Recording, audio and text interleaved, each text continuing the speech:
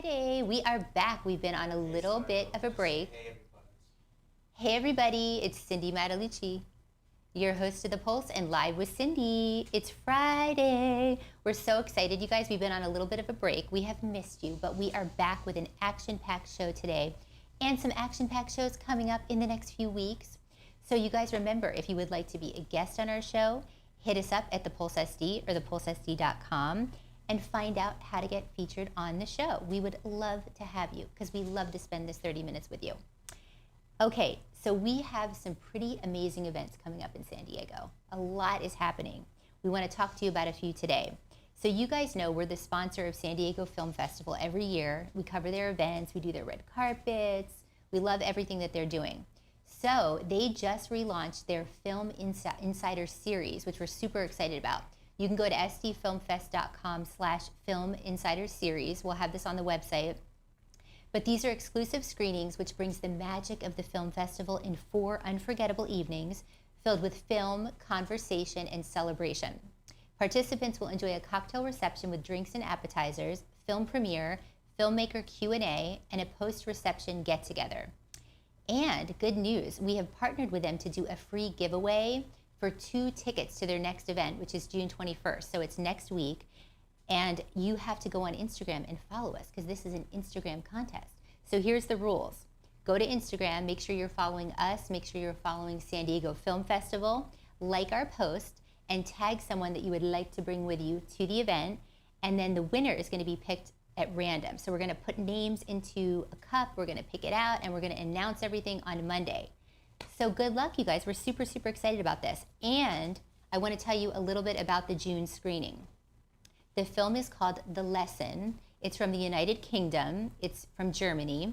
The directors are Alice Troughton, producer Richard E. Grant, Julie Delpy, Daryl McCormick, Stephen McMillan, and Crispin Letts. And that's also who's starring in the film.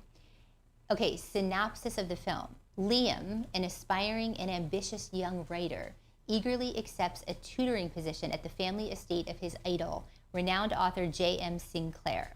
But soon, Liam realizes that he is ensnared in a web of family secrets, resentment, and retribution. Sinclair, his wife Helene, and their son Bertie all guard a dark past, one that threatens Liam's future as well as their own. As the lines between master and protege blur, a class, ambition, and betrayal become a dangerous combination in this noir thriller. Riveting. Sounds pretty cool. Sounds riveting to me. So anyway, so that's the scoop on it. It's going to be this week, you guys, this Wednesday. It's at the AMC 14 UTC at Westfield UTC. Again, 5:30 cocktail reception, drinks and appetizers are included. Doors open at 6:30, and then post-reception dessert included. The next few dates again, July 19th and then August 16th, they will also be having this event. So enter our contest, you guys. We're super excited. All right, so moving on. One more event that I'm really excited about. You know how much we love our doggies here at The Pulse. We love our dogs so much. So Coastal German Shepherd Rescue of San Diego, where we adopted Romeo and Isabella, our fur babies, they're having their first annual Forever Karaoke Challenge fundraiser. Forever. I love it. So it's July 8th. It will be their first campaign fundraiser since COVID. So it's a really good time to come out and support the dogs. It's going to be at Tap That Draft Beer Services in Oceanside. Again, it's July 8th, and it's just a great opportunity for you to go out, mix and mingle, do some karaoke, and do something great for the dogs. So we love this. It's a fundraiser, I guess is what they're calling it. So you can expect to do karaoke that night. There's 2 drinks included with your ticket and a taco bar. And then if you're not a singer and you don't want to sing, that's okay too, because there's a silent auction and raffle prizes that you can participate in. And then all the ticket sales are going back to the Coastal Rescue, which we're really excited about. And what's so nice is they're really for general admission, they just want you to donate. So it's like $30 is like their general admission or suggested donation. And then I think you can also do like a VIP for $50. So it's going to be such a good cause, you guys. We're going to be there. We'll be doing social media. We love this organization. And you can go to coastal9gsr.org for more information or go on to Eventbrite. Okay, guys, that's my events. If you guys have an event that's going on too, message us because we would love to put that out, to our followers as well. Okay, you guys, so we have a great show for you today. We have Windus Fernandez-Brinkkord from Trilogy Financial Services, our financial expert. Hello. Hi, back again. Welcome back. Thank you. We always feel better when you leave. We always feel more rest assured about our finances. All right, so retirement confidence among workers and retirees is dropping due to a lack of savings and high inflation, which is what new research is finding. If you're approaching retirement or you just want to have a game plan on what you can do now, there are some key decisions to make that will affect how well you live. So you are going to break down for us today 4 key tips for mapping out retirement and making us feel less stressed at the same time, right? That's the goal. Yes. That's the plan. Okay, so I want to start with some stats.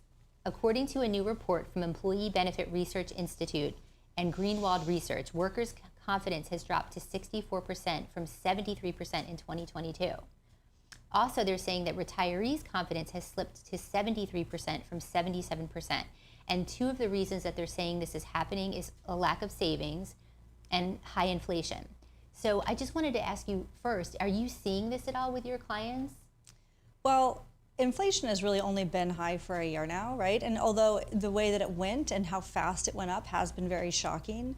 And I will say that when retirees retire and the market is turbulent and down, that can just be, it can be a very difficult way to start retirement.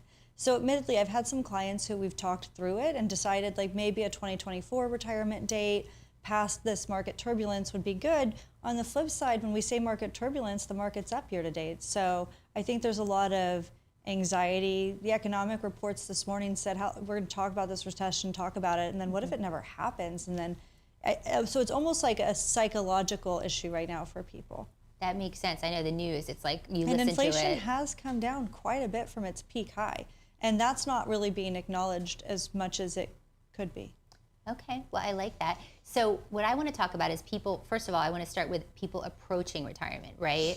So one of the things that we wanted to know is claiming Social Security benefits, right? Is that an issue? And like, when should they be doing that? It's so variable. So one of the hardest parts about Social Security is, I like to call it the Monday morning quarterback game, because you don't really know the right day to have selected it unless you can tell me literally the day you're going to exit the earth. So if you know when you're going to die, then I can tell you exactly what made the most sense for how to select it. So since you don't know when you're going to die, the answer really varies on, like, I have clients who retire early where we actually opt not to take Social Security early because we have enough assets and it won't hurt their assets. On the flip side, I have clients who, if we don't take Social Security, the impact of the distribution from their assets to float them can be detrimental. And so it's on a very individual basis, and we address it in the planning. Okay, that sounds good. And then for every year that you delay past full retirement, right, up to age 70, do you get an 8% boost or something? You do, but full retirement age varies depending on what year you were born. So like a lot of people think, oh, my full retirement age is 65. No, that's not 65. It's most likely 67 at this point for someone approaching retirement. But maybe they should check their benefits, right? To see it's really easy. You just log into the Social Security website and it tells you what full retirement age is for you. It's very, very clear on your Social Security statement. Perfect, that's great. Okay, so what about like a Medicare strategy? Is that something that people should worry about? One of the Medicare strategies that I find people struggle with is, like, let's say you're going to downsize a house as you retire. Great, but when you sell a house and you have a windfall and that goes on your taxes, all of a sudden you could be hit with a substantial increase in your Medicare costs for 1 to 2 years if you're not careful. But there are forms that you can actually file online to say that this was a one-time windfall. So there's steps you can take. So the strategies for Medicare is making sure you educate yourself on what's going to happen if you have a big windfall and what are your options to prevent that cost. Okay, and then like a small portion of people might be automatically enrolled in them, right? If they're receiving Social Security benefits? Automatically enrolled in Medicare? Is that No, right? You need to enroll in Medicare, or you could pay a penalty for not enrolling on time. Wow, okay. Like, it's important to acknowledge when you have to at 65. Good point. See, I just learned something new. Okay, so the next point, deciding where you want to live, right? Yes. This has got to be a big deal for clients. It is, and I have people tell me all the time that other states are cheaper, but you have to be careful because sometimes other states have costs that you're unaware of. And I don't know how to explain that, but like I've had many clients move to Nashville. But if you want to go live in Nashville and live in the city of Franklin in Nashville, that's like a really nice city and it's very expensive. So you're not really getting like it depends on where you want to live when you move. Okay, so you have to, I know Israel and I were talking about maybe moving sometime to Nashville. It's also like age though, right? Because we want to have a farm. We might be too old to work the farm, But right? if you're talking about like moving to Nashville and having a farm, you're probably not living in Franklin, which is like, again, you have to go and think about where, there are very expensive parts to these towns too. Well, and also if you have like mobility issues or anything, that could be a factor as well, right? So like health issues or things like that. Okay, good. So the next thing I want to talk about is saving money. I'm assuming that putting money away, more money away, is probably the best thing that you can do. There's this thing called time value of money, which is essentially the longer period of time you have to grow an asset, the better off you're going to be. And the more you can start with, earlier, the better off you are. So, and it's also, there's always going to be an excuse why you can't save. Oh, I can't save because I'm saving for a wedding. I can't save because I'm trying to buy a house. Or I can't save because I'm expecting my first child. All of the excuses. So it's better just to create the habit before those things happen. And if you create that habit, you're not going to have a hard time retiring. And when should you sort of check in on retirement? Is it something you should check, like if I'm going to retire when I'm 60, should I be checking in 10 years before? My favorite conversation is when a client sends me to their 25-year-old kid to get them on track for retirement. Like, I love that. Let's get them going. So when you should start checking in for retirement is when you have your first full-time job, really. Okay. But if I am 5 years out of retirement, you should have a full financial plan built around your retirement options. Like what's going to make the most sense. And 5 years is like the minimum, really. So we had a question from a viewer that's nearing retirement. They said, I'm nearing retirement. How can I play catch up after last year? Should I delay retiring? Ooh. I know that's kind of hard, so right? Like, I really did just have an in-depth conversation with a client who can completely afford to retire right now, but because they don't want to retire while assets are down, they are going to push to next year. Okay. But it's a personal choice because they're still happy working. If you're unhappy working and you've saved enough to retire, you don't need to delay because of last year's down market. Okay, that's good to know. And then for people that want to be proactive now, maybe they're not quite ready to retire, is there anything that they can do or something that you can recommend to set them up for retirement? I guess get started maybe? I mean, it's really just getting started. And again, you're saving a percentage of your income today to replace 100% of your income in the future. So it's making sure you take that into consideration and getting started early. So we had another question from a younger viewer. Is there anything I can do differently with my money this year than I did last year? Like something that maybe they can control? You know what? I think the only thing that comes to mind as a difference year over year is that it has been since the year 2000, maybe 2003, since we've seen banks pay interest. Ooh. So if you have cash in the bank that you are saving for a house down payment, the best thing would be to find a high yield savings account. A lot of people believe they have their money in a high yield savings account and they don't. And it's the high yield savings accounts are paying 4% right now. Okay. It's worthwhile.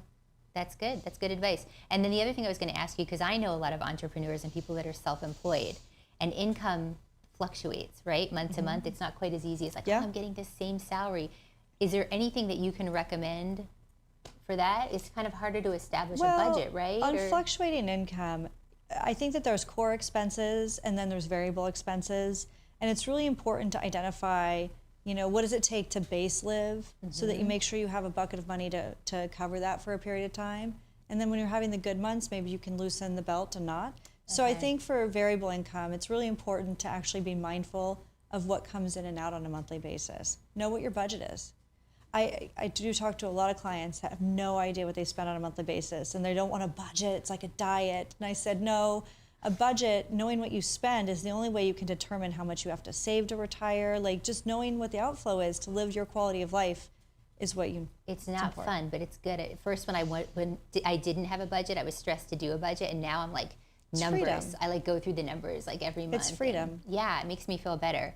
Okay, so the other thing I was going to point out about you guys is I love that your firm says we're more than financial planners, we're life planners. Yeah. So you guys believe in planning for retirement. It's more than just savings. It's about the life that you want to live. Right, and in our core values, we understand that perseverance is what you need in your financial plan, and over the years, your life's going to change, and our goal is to be able to help pivot your financial plan to match what's changing in your life. I love that. And what's the best way for a client to reach out to you? Because I know you do a consultation for our clients. Yeah, absolutely. They can just find me on the Trilogy San Diego website. Awesome. Well, thank you so much, Windus. I always Thanks. feel better. When are we doing our next financial meeting? Yeah, right? Thanks. Thank you so much. And Windus will be back on the show. And again, if you have questions for her, let us know and we will get them answered for you. Okay, so we're going to take a quick commercial break. And when we come back, we're talking about a very hot topic: online monitoring and stalking with Chris Sunnen. We'll see you in a second.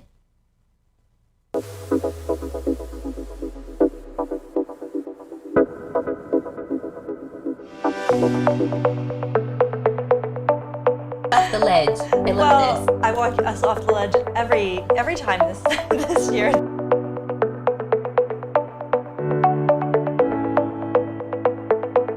Okay, so our metabolism does not slow down after 30, right? So you're saying I have a chance. So you have a big chance. For the longest of time, I'm gonna be honest, I've written this before because we all thought this. We thought that at the age of 30, your metabolism fell off the cliff. Well, new science says that's not the case.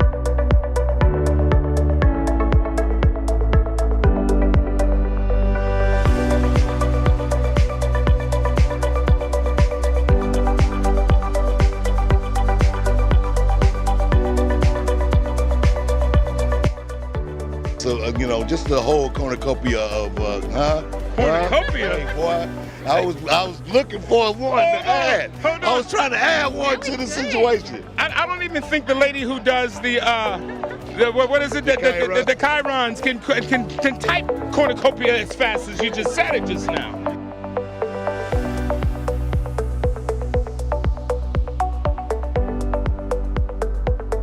Exciting. I feel the need. The need for speed.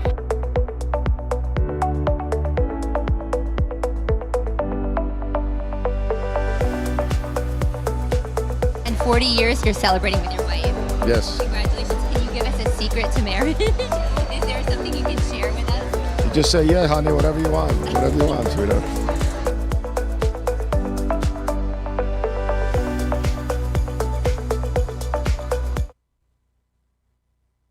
Hey everybody, welcome back to The Pulse. I'm your host, Cindy Mattalucci. If you're just tuning in, we have a fabulous show for you today. We have Chris Sunnen from Sunnen Law, our family law expert, back. How are you? I'm doing great, Cindy. Great to be back. We love to have you here. We always feel so much better about what's going on with our lives when you're here.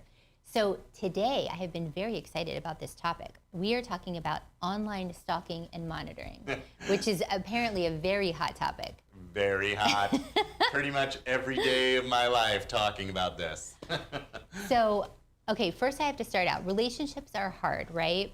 But ending them is harder. So I guess my question is, should people be concerned about their partners or spouses stalking them before or after the relationship? Yes, to put it mildly, this is a definitive and short answer, yes. I mean, you know, technology is everything, right? I mean, I cannot survive without my cell phone. I know you can't, Cindy. I see you all the time with the social media.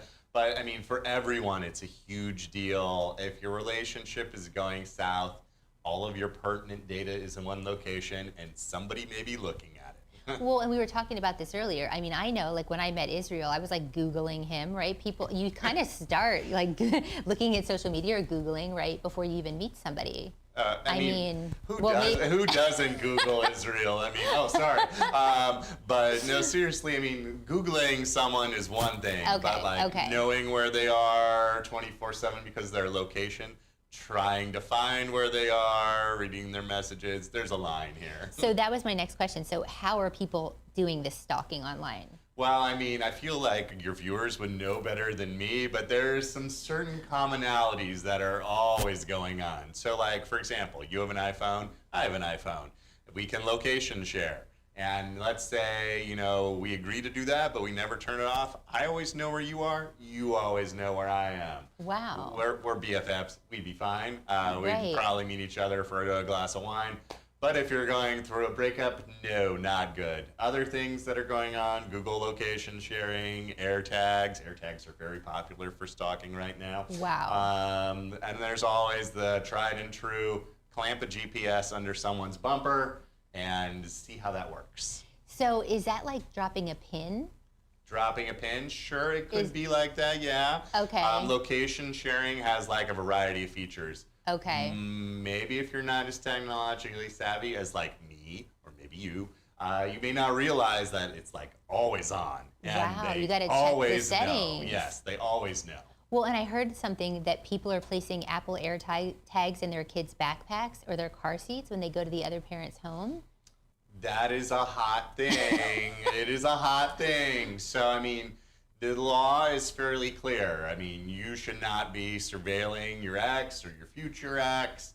The law is also in an area where you want to know where your child is. You have a right to know, but there's a lot of crossover there. As you know, I had a case once where they sewed the AirTag into a backpack, concerning for everyone, or a teddy bear. So, I mean, you've got to do this judiciously, and, you know, the best way to know where your child is, how about you just call up your ex and say, hey, where are you guys at? You don't need to go to these methods. Well, and there's consequences for doing things like this, right? So, like, what is the consequence? Oh, I mean, these can be potentially life-changing consequences. I mean, it's fundamental to remember that some stalking is a violation of the penal code. You could go to jail. I mean, you don't want to go to jail.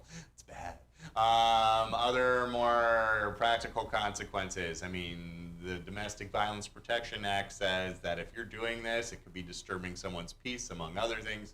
You could be under a restraining order. You could lose custody of your child. Again, you don't want to be doing this. Wow. Okay. So do people other than partners or spouses do this? And do they have any consequences?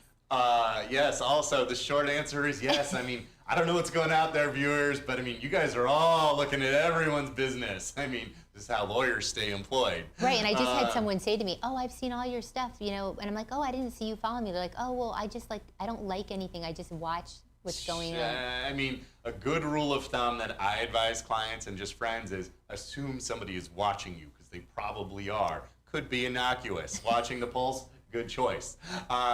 Stalking your new relationships, ex-wife, ex-girlfriend, ex-boyfriend, ex-husband. No, don't do that.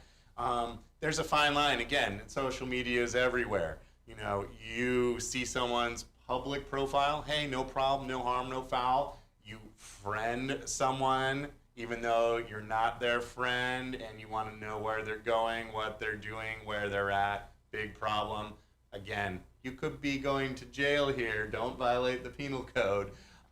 There's also civil harassment restraining orders for new spouses, new girlfriends, boyfriends, things like that, who want to stick their nose too far into people's business. Wow. So is that kind of like a protection from abuse order?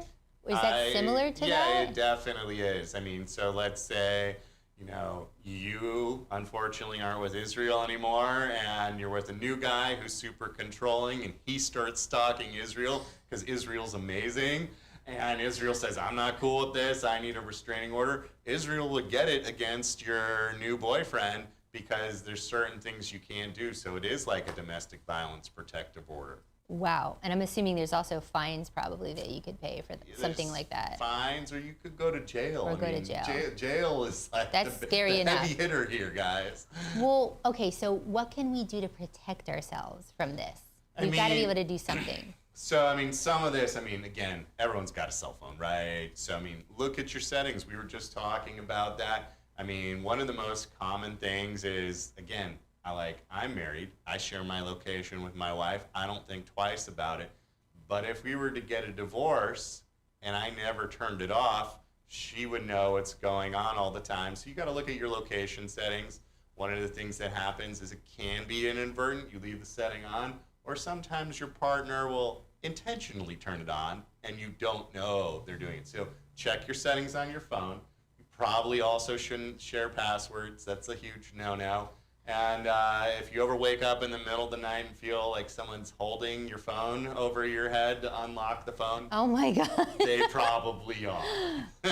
That is creepy. Okay. So is it true that you should not mention anything about your divorce, your spouse, your children, your finances, or anyone that you're currently dating when this is going on? I mean, it would be so great if everyone could just be an adult and not talk about things. But let's go for a more realistic approach.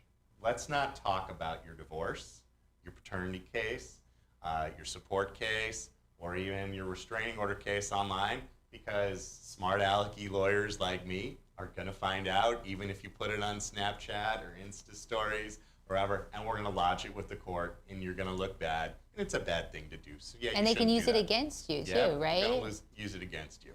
So I have to mention this. This is interesting. I just saw this on a Netflix documentary. It was a couple that got divorced, and the wife was with this new guy, and she was sending little photos of herself, fancy photos, to a new boyfriend, and it was on her phone, and it was backing up in the husband's Dropbox.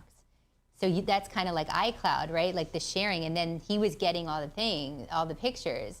So I think it's things like that too that people probably don't even think about. 90% of what I'm telling clients is what you've heard on Netflix, and gotta check those settings. The more common item is the iCloud. If you're on some sort of family iCloud or shared plan, same thing. It's going to your kid's iPad. It's going to other shared devices. Now, that might not be stalking, but again, that might cause your case to be a lot more tense if your husband is, in essence, receiving inadvertent free copies of these great photos you're sending out. He's going to want to know, why am I not getting these photos? Everybody's out there changing their settings right now that's watching this show. I mean, Everyone's like, wait. They should be, but they're not. That's the funny thing. Right? Or they need to figure out how to if they Yeah. don't know how. But basically, I think that you're kind of saying, like, do not engage, right? So sometimes I think you recommend that your clients get off social media, right? Completely. I mean, look, Sometimes, I guess. it's 2023. I mean, perfect world. None of you guys should be on social media. It's addicting.